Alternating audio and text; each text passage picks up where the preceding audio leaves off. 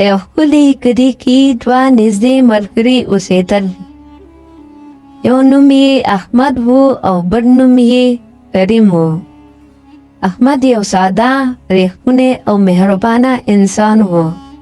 او کریم لږ او زیات مات بخښونکی انسان و. یوه ورځ احمد او کریم د ونې تاندې ناست و.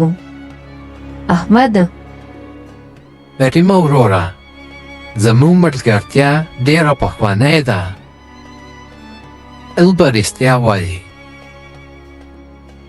کریم په خندا: او احمده، خو زما تر ټولو ښه ملګری یې. او د کریم په زړه کې لالچ پروت و. په کلي کې یو سپین ږیری سړی راغی او خلکو ته یې وویل: د هر ترڅنګه یو زوړ صندوق دی، چې پکې د سرو زرو سکې دي. دا خبر چې کریم واورېد و، سترګې یې وځلېدې. کریم په زړه کې: دا خزانه زما شي نو زه به ډېر مالدار شم.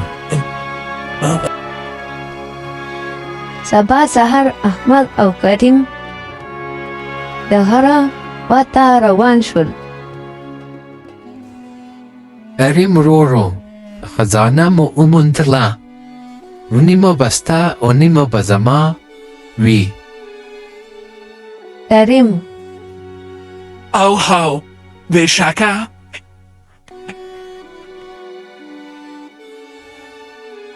هغې صندوق وموندو.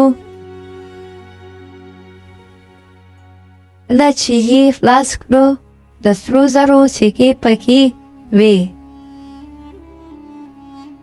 احمد په خوشحالۍ: الحمدلله، دا خو لوی نعمت دی. کریم صندوق خپل لاس کې واخیستو. کریم: احمده، ته لږ شیبه انتظار وکړه، زه یې لومړنی حساب کړم. احمد بېغمه شو. کریم د فرصت نه ګټه واخیسته او ډېرې سکې یې پټې کړې. احمد: کریم ولې دومره وخت وشو؟ کریم په دروغو: احمد، باور وکړه، صندوق یې ډېر څه نه و. خو احمد احساس وکړو چې کریم رښتیا نه وایي. د کلي څو کسان د لرې نه هر څه لیدل. کریم، تا ولې دا سکې پټې کړې؟ کریم وارخطا شو. خبرې یې اډې وډې شوې. لالچ انسان رونکي ملګرتیا خرابوي. کریم سر ښکته کړو. کریم په ژړا شو.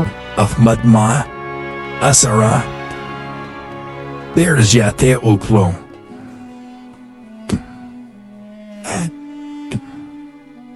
مهرباني وکړه، ما وبخښه. دې بخښم، خو زبان راسه وخوره چې بیا به لالچ نه کوې. کریم زبان وکړو. نو لالچ انسان د ملګرتیا، عزت او سکون نه بې برخې کوي. رښتینولي او قناعت انسان ته عزت ورکوي. نو خوږو ګټونکو، ویډیو در سره لایک، چینل در سره سبسکرایب کړئ.